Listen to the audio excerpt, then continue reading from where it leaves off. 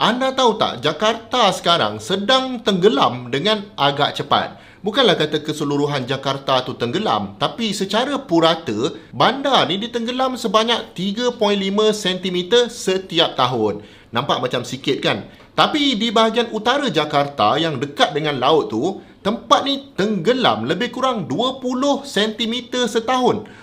Tinggi ni.